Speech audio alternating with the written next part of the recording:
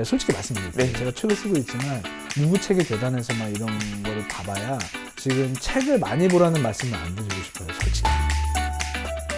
특히 3기 신도시 만들 때 가장 신경을 많이 쓴 부분들이 교통 쪽이더라고요. 그만 교통이죠. 교통을 신경 써서 하고 있으니까 계속해서 좀 알아보면 좋을 텐데, 교통이라는 호재가 지금은 상당히 상승장이라서 그런 것도 있지만 부각이 많이 되는 것 같아요.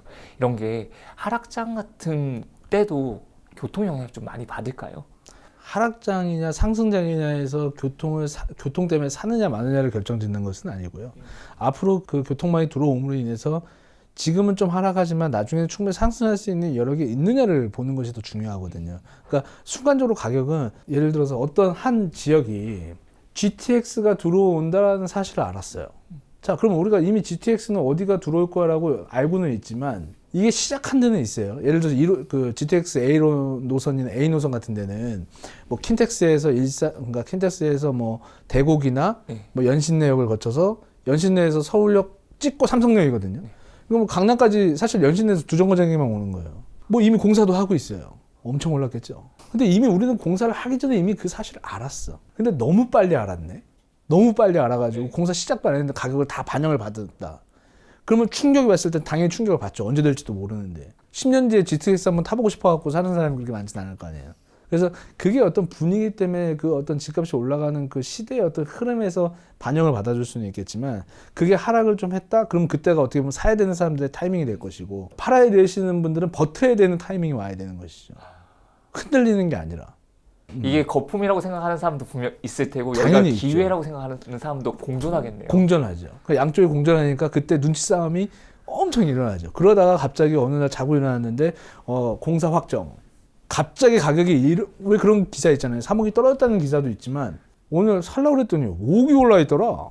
어떤 부동산의 어떤 물가의 어떤 흐름 속에서 이렇게 잔잔한 파동을 칠 때도 있지만, 주식처럼 어떤 호재를 갖고 갑자기 급상승하는 주가 있어요. 단기 상승. 그런 것들이 올 때 그 부동산의 타이밍이라고 하잖아요. 그 타이밍을 가슴에 찬물인자를 못 새기셔가지고 내가 팔았더니 오르고 내가 샀더니 내리고, 떨어지더라. 그리고 그게 정말 최악의 교통이 있는데도 불구하고 떨어질 정도면 어떤 상품이나 그 지역에 문제가 있는 거예요. 보이지 않는. 우리가 다 할 수는 없잖아요. 그죠? 감추고 있을 수도 있잖아요. 막 줄줄 물이 새고 있어요. 그걸 막 말하면서 팔진 않을 거 아니에요. 들어가 봐야 아는 거니까. 그런 것처럼. 그래서 교통의 호재는 앞서 말씀드린 것처럼 수도권이나 등등등의 어떤 지역들이 분명히 교통망 때문에 이런 것들로 인해서 자족 기능이라던가 어떤 역할, 그 지역의 역할을 하는 수반이 되는 것이거든요. 그래서 그거는 앞으로 도시나 수도권 일대의 어떤 발전에 큰 기여를 할 거라고 저는 판단이 돼요. 그래서 분명히 호재로 작용할 것이다 라고 판단이 됩니다. 투자를 이제 시작하려고 하는 3040들은 어떻게 시작해야 될지 좀 많이 막막해 할 것 같습니다. 좀 좋은 투자 공부법이라는 게 있을까요? 일단 투자를 사실 해서 성공을 하려면 저도 아직 삶을 배워가고 있는 중이고 투자를 배워가고 있는 중입니다. 여기 우리 월급쟁이 부자들 통해서도 많이 배워요. 원래 보지 않으셔도 돼요. 아니, 대놓고 보긴 하는데 좀 이렇게 왠지 여기 출연해야 되면 되게 많이 알아야 될 것 같잖아요. 굉장히 부족하거든요. 막 일단 뭐 너무 원론적일 수 있지만 공부를 해야 된다. 근데 공부를 하는 것은 왜 그러냐면 이런 것 같아요. 어떤 통찰력을 얻기 위해서. 통찰력은 어떤 지혜들이 쌓여서 미래를 좀 내다볼 수 있어야 되는 것이잖아요. 그래서 어떤 지역을 봤을 때 여기는 무조건 개발이 되겠네. 나중에 개발이 되면 이렇게 건물이 만들어질 거야 라는 어떤 그림을 그려서 여기다 묻어놓으면 되겠다. 그 어떤 지혜들이 쌓여서 그런 통찰력이 생겨야 되는데 너무 힘들잖아요. 맞아요. 그죠? 될까? 안 될까? 될까? 안 될까? 근데 이 물음표를 다는 건 가장 문제가 뭐냐면 공부를 안 했기 때문이거든요. 과거에 진짜 1, 2, 3, 4호선이 없을 때도 한번 생각해 보세요. 버스 타고 다니면서 영동 개발, 토지 등기부 등본을 다 뛰어가면서 지적도를 뛰어가면서 발로 발품을 팔았던 시대가 있어요. 그럼 영동에 강남에 우스갯소리지만 할아버님 그 위에 분들이 강남에 좀 남겨주셨으면 좋잖아요. 그죠? 근데 그런 게 없었단 말이지. 그러면은 공부를 해야 되는 것이죠. 왜? 어떻게? 지금은 인터넷이라던가 이런 정보들이 90% 이상 공개가 돼 있어요. 그런 것들만 봐도 진짜 발품만 파는 시대가 이제는 아니다. 이제는 손품도 파셔야 되고 기동량도 엄청 해야 돼. 맞아요. 뭐 그런 거 있잖아요. 뭐 부동산 사장님하고 친해져라, 뭐 친해져라 하는데 사실 전문가들이 그렇게 멀리 있는 분들이 아니거든요.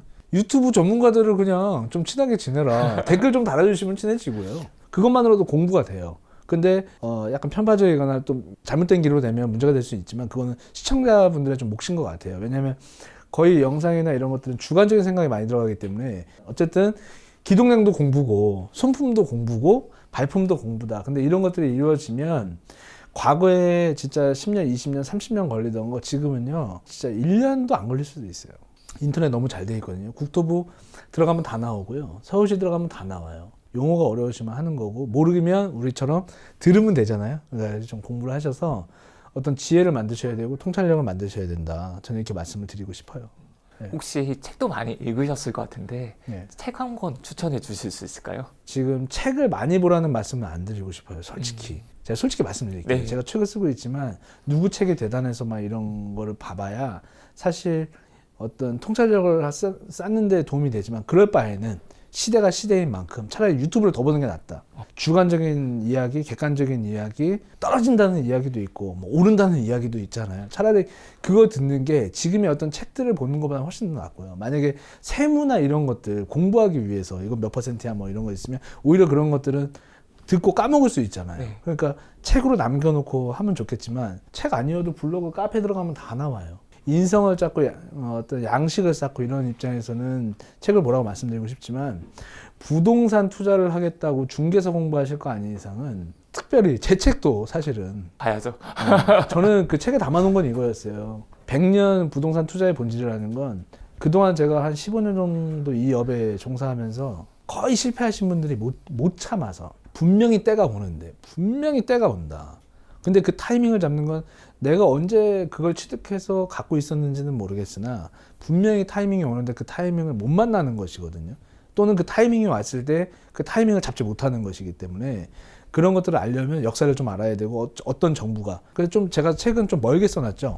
조선시대도 우리나라는 전세제도가 있었어요. 조선시대 때도 집값 폭등, 땅값 폭등 이런 거 다 있었던 거예요. 그게 흘러서 지금까지 왔고 춘천까지 철도 연결되어 있는 거 아시죠? 네네. 과거에는 춘천까지 연결되어 있지 않았었어요. 근데 거길 여니까 역세권의 땅값이 10만 원이었다가 1000만 원까지 올랐어요. 토지의 그 사용이 어떻게 형성이 되고 도시가 만들어지냐에 따라서 많이 올라가고 막 하잖아요. 그러니까 책에 100년을 써놨던 건 참아야 된다. 부동산이라는 건 팔 때 결정 나지 않습니다. 살 때 결정 다 나요. 살 때 내가 잘 샀다 그러면 팔기 전에 부동산 사장님들이 파시라고 전화 엄청 오잖아요. 근데 잘 못 사면 어떻게 되냐? 제가 부동산을 찾아다녀야 돼. 전화 오지는 않죠. 안 와. 네. 제 것 좀 사주세요. 팔아주세요 하고 다녀야 되잖아요. 그래서 그게 사전에 공부가 많이 되고 지금 책 어설프게 봐갖고는 사실 도움 안 된다고 봅니다. 저는. 투자하는 데 있어서는. 네. 뭐 어떻게 보면 성공하는 사람과 성공하지 못하는 사람들이 기다리느냐 기다리지 못하느냐 그게 이 제일 중요한 차이가 것 같아요. 있다고 있는데 그러니까 이 기다리는 사람과 기다리지 못하는 사람들이 가장 큰 차이점이라고 할 수 있는 게 한 가지가 있을까요? 그것도 답은 똑같아요. 공부를 한 사람은 기다리고요. 공부를 안 하신 분은 기다리지 못해요. 그냥 조금 공부해서 여기 될 거야 했는데 자기를 못 믿기 때문에 라고 저는 생각하거든요. 그래서 기다리고 못 믿고는 뭐 단순하게 공부라고 말씀드렸지만 일단 자기 자신한테 확신을 가져야 된다. 내 상품에 확신을 가져야 됩니다. 그래서 살 때 결론이 난다 그러는 게 네. 이런 거 있을 것 같아요. 우리 앵커분 혹시 부동산을 직접 사보신 적 있으세요? 네. 사놓고 계약서를 썼습니다. 소유권 이전까지 잔금의 시간이 있죠. 이때 잠이 잘 오시던가요? 아니면 좀 생각이 많아지시던가요? 잠을 잘 잔 적도 있고요. 좀 생각이 많아졌던 적도 있습니다. 딱 그런 거예요. 네. 계약서를 딱 썼는데 그날 잠이 잘 와. 그럼 그때부터 팔 때까지 생각을 안 해요. 근데 뭔가 찝찝하게 계약서를 썼고 뭔가 썼는데 깨름직한 건 생각이 계속 나. 잠이 안 와. 언제까지? 팔 때까지. 매일 생각나. 내가 뭘 갖고 있지라고. 그러면 그때는 과감하게 약값을 절약하기 위해서라도 그 다음 날이라도 팔아야 된다. 과거에는 그 선 개발 후 계획이었어요. 무슨 얘기냐면 전쟁이 나고 나서는 막 지었잖아요. 집이 없는데 일단 짓고 봐야지. 그죠? 근데 지금은 어떻습니까? 2020년 선 계획 후 개발이에요. 계획을 다 잡아. 그래 놓고 개발을 해나가기 때문에 우리가 알 수 있는 정보들이 엄청나게 많다. 그러면 정보를 공부하라는 얘기예요. 정보를 공부해라.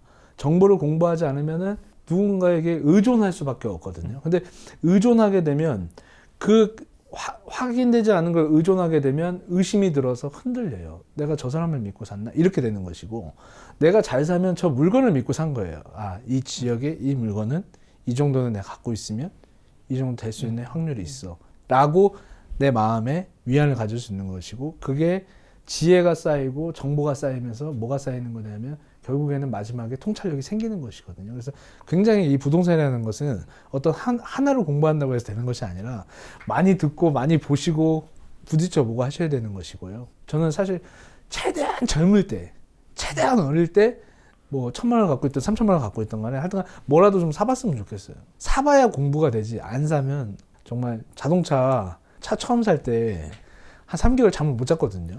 고민 많이 하죠. 왠지 풀옵션 해놓으면 그 다음 등급으로 가잖아요. 그런 것처럼 집도 마찬가지예요. 뭔가 한번 해봐야 아, 뭐가 정답이구나를 좀 알 수 있어서 노력하셔서 좀 빠를수록 좋고, 나중에 한다 분명히 그 대가는 치러야 된다 라고 생각이 됩니다. 그래서 한번 노력하는 하나가 되보셨으면 좋겠습니다. 네.